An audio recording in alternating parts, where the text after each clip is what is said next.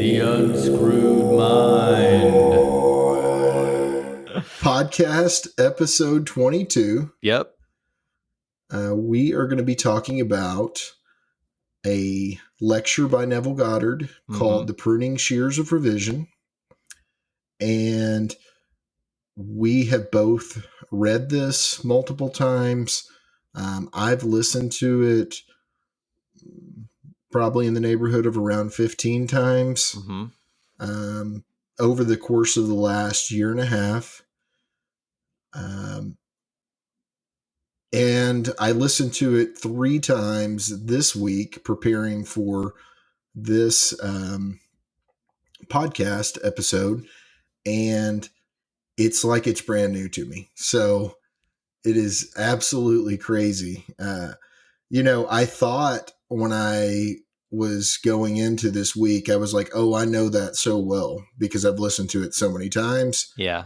So, but definitely needed to have those 3 listens and one read through this week before then. So I've probably read this lecture 4 or 5 times, 3 times this week, kind of a lot like you leading up to this episode, and something new jumps out every time. So it's one of those things where you read it over and over again, similar to a Bible verse. You read it one day, it means one thing to you, and you read it another day and it means something completely different.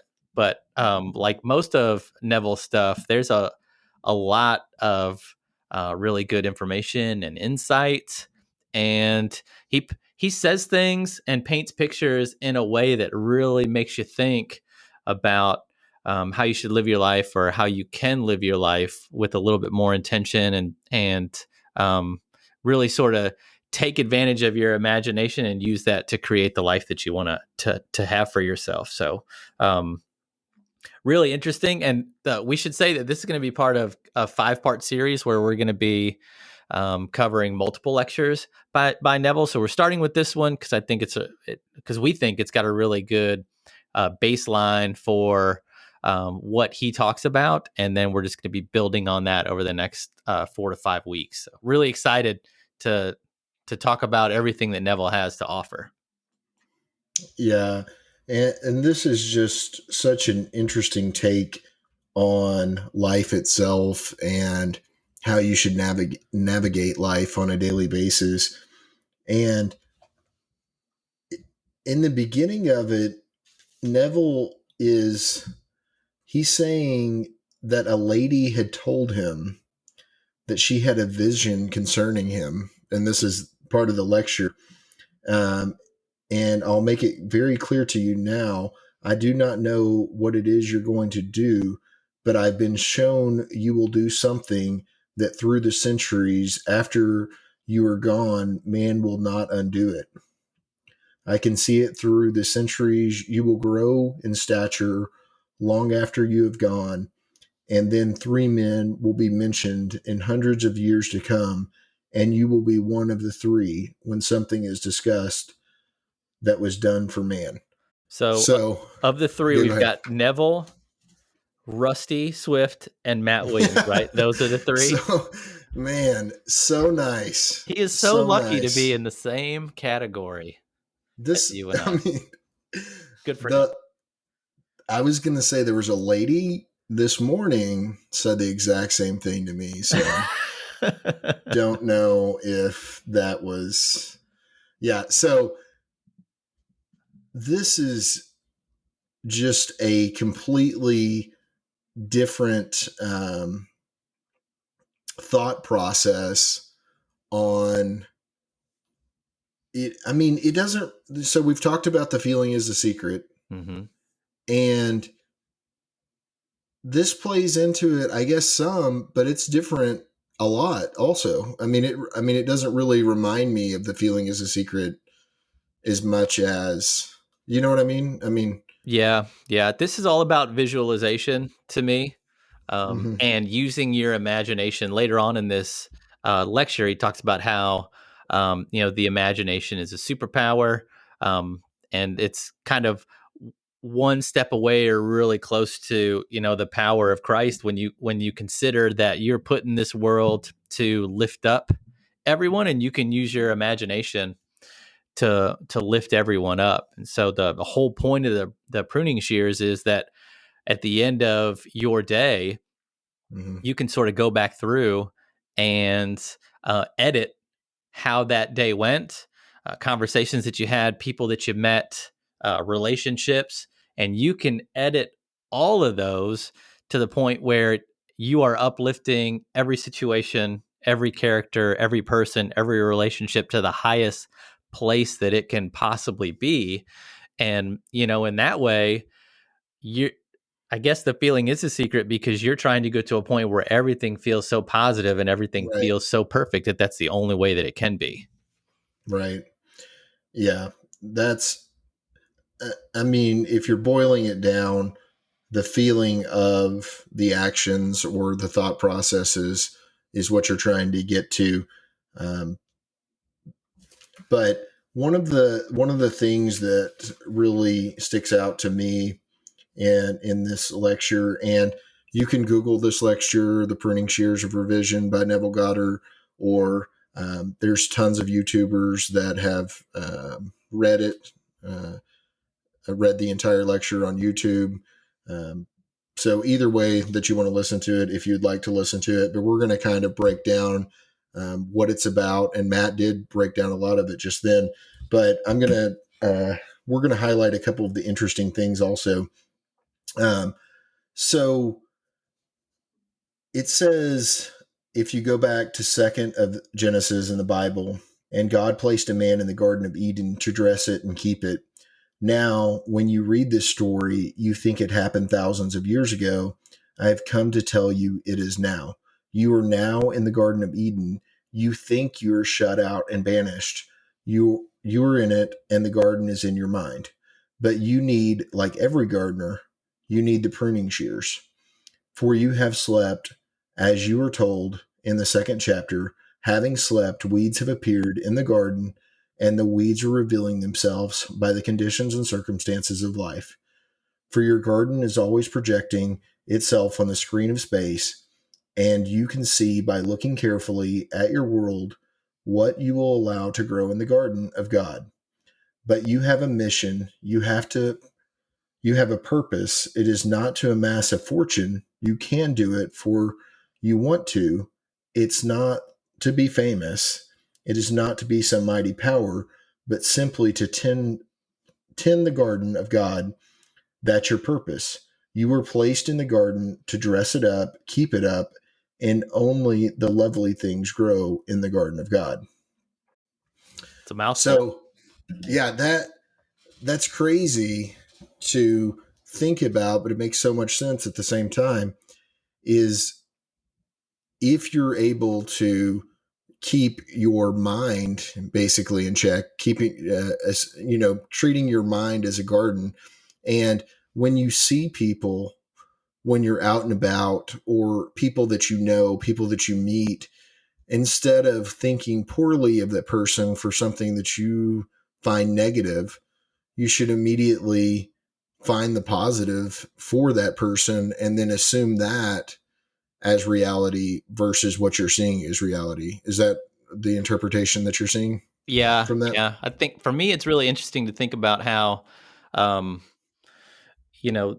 Neville talks about how everything that you experience, your reality, everything that goes on in your world is you pushed out, right? So like everything that goes on not only in your mind but in your reality is your Garden of Eden, and things that pop up negative are weeds that you can prune with these pruning shears. So when I read this, just think about any person in your life that you think of negatively currently. Your negative outlook on them is what keeps them negative.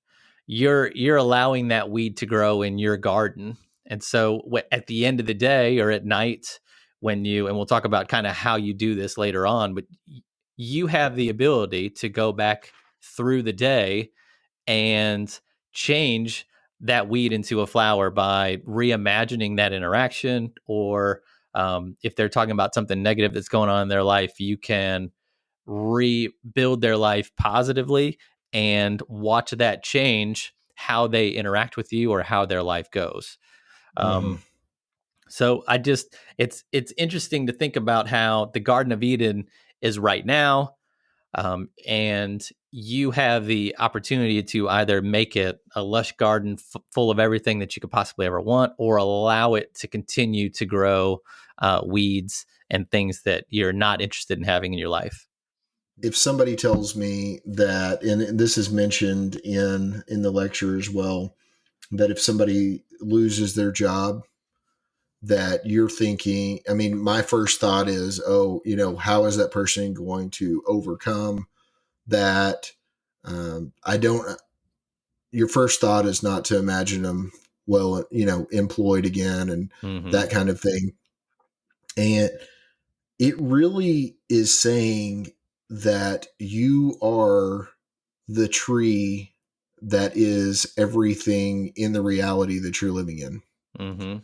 So if you have somebody that that's a friend that's just lost their job or lost someone, or it talks about a girl that was suspended in school, and you imagine them, and you not only imagine them, but believe wholeheartedly that the facts are different than what you're being told on the outside, then it can actually change to the positive side. And not in this, I don't think. No, it's not in this one where Neville talks about a guy that had passed away. It's not in this one, right? No, no. Okay, I was just making sure I'm mixing up. But in another lecture, Neville talks about a guy that he knows that actually died, and he imagined him not being dead, and he was back. And so you can truly take full control of your reality in every shape and form. And to think that a person that is outside of you is not still part of you is a mistake, Mm-hmm. because you can help you, through the mind's eye, which is God, the universe, whatever you desire to call it, is giving you the ability to see that person in a way that they aren't currently. And then the next day, that person has changed into the person that you imagined. But unless you can convince yourself of the reality of that versus the reality then you are not able to make that happen. And so I wonder if you're like, who changes in this equation though? Like if there's someone in my life that I have a negative relationship with now, and I use the pruning shears and I just imagine that relationship as perfect as it could possibly be, like conversations that end with both people smiling and everyone walks away happy, like high-fiving, whatever like the insane gesture is for uh, having a great relationship in your imagination. If that relationship starts to go well, who who's changed? Have I changed them through my positive thoughts and affirmations about the situation, or have I changed, which has caused the relationship to change? Do you get the question I'm asking? Yeah, I mean, I think that's open for interpretation, but from this, I get the feeling that there is no separation between anyone, and there is only one. So you thinking that it's just you that's changed is correct, because there is nobody else. And it's so weird. All of the people that are close to me in my life, they have a certain expectation of me. And it is so strange to me sometimes, because I've surrounded myself with people that have these certain expectations of me. And it's really the same expectation that I have of myself. So it's such a weird deal for all of the people that I get close with to have that same kind of feeling about me.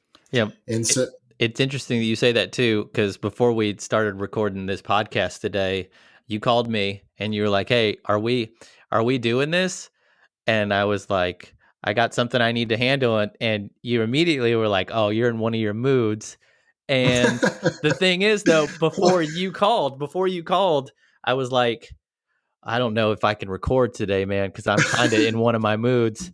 And yeah, then you called me out on it. So now I'm wondering, like, did I prune myself by having you call me out on my attitude, even though I was trying to swallow it to have the energy required to get on here and do this? And you calling me out on the front end is just funny. Like, that's my reality, like me being checked on my own reality that I was trying to check without anyone knowing. It's yeah, it's almost too deep. It's almost too deep to think about. yeah. And, everybody's reaction to you is so many times a reflection of, I mean, not so many times, 100% of the times, it's a reflection of how you think. Uh, I can, I can name countless situations in my life where I thought something was going to go one way and it does every time. I mean, from something very small to something very big in some people's eyes, um, or, in my eyes, rather. Um, so, no matter the scale of the thing, if you have a idea in your mind that goes on, and if somebody were to ask you what would happen if this happened, your instant answer is most likely what really will happen, Mm-hmm. because that's what you've got locked into your subconscious mind, into your garden. And that is what this is really deprogramming your programming, is the pruning shears of revision. You're doing a daily exercise of changing the way the events of that day went, saying, okay, I didn't have that argument with that person, or the person that called me about this said this instead of that. So whether it's something in business that you don't like the way that it went, or if it's something on a personal level, like you were talking about earlier, no matter what the issue is, you need to form a habit of changing that on a nightly basis. And even Neville will prepare for the next day in the same situation. So, you've got the power to revise. So then he takes it a step further and he sets the day up for tomorrow. So there's not as much revision that's needed, Mm-hmm. because there's still going to be things that happen the next day that you in that. So that's not in this lecture. I'm talking about another lecture, I believe, that he talks about.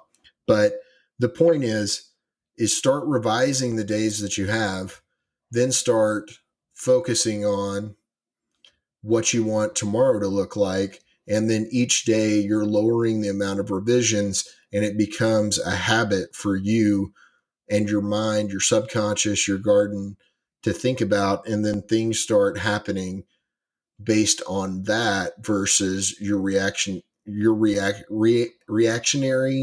if that's a word, I'll take uh, it. reactionary. I mean, we live in a society that's reactionary. You see something, you do it, or you have a conversation with a person, you react to it immediately. The amount of thought that happens today is getting smaller and smaller, just because we have the internet. I think is one of the biggest reasons behind it. You can always find the answer to whatever you want, but people don't ever question, is that the actual answer, or is that just somebody's opinion? Well, and it's really And easy to find a group of people that believes the same exact thing that you do. right, And then there's no reason to question whether or not you're on the right track, because there's obviously thousands of people that believe the same thing that you believe. And, you're on the right side of the argument there. I what I really like about this lecture is that it it teaches you, or it basically tells you to value every person or everything as much as you value yourself, because all of it is you, Mm-hmm. and it teaches you to forgive people immediately, or forgive situations immediately, and stop carrying those thoughts and feelings over to the next day, because if you are constantly thinking about how something went previously, you're doomed to continue to do it every time moving forward. And then it also, kind of teaches you not to judge people, because if someone's acting a certain way or doing a certain thing, because you're creating this reality, you're allowing that to happen. So rather than judge something and condemn it, you prune something and you change it so that it doesn't continue to happen going forward. But like the golden rule is just evident here. Treat others as you would want to be treated, forgive others the way you would want to be forgiven. And I think it makes sense. If you do this for an extended period of time, you're going to be in a better place mentally, physically, and I think all the people that you interact with are going to be in a better place too.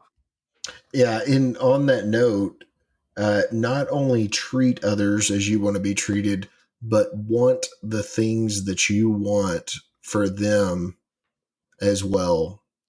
Oh yeah. And that is something that our society, Western society, what drives so far down.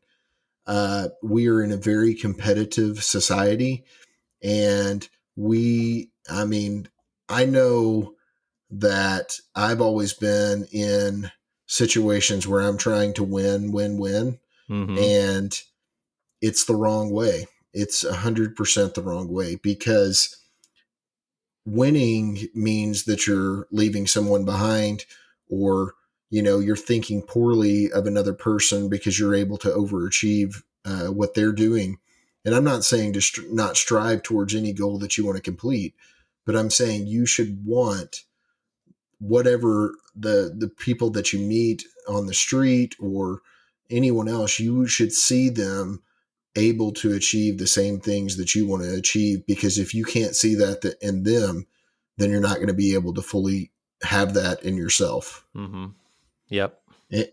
And that's very strong to me. I think that that's a huge deal, and that if everyone came together as a whole and started thinking like that, if we had a media that pushed that thought process, well, I mean, anything would be achieved instantly. I feel like, Yeah. you know, Yeah. Wouldn't it be so? One thing that I thought reading this, and I mean, you tell me, how many just kind of conversations do you have over the course of a day where someone shares kind of what they're working on or what they're struggling on, or maybe, um, like a job that they're applying for, or something that they're striving for, and you just kind of have a surface level conversation, and you don't necessarily think about that later on or ever until maybe you talk to that person again. You might ask about it, you might not,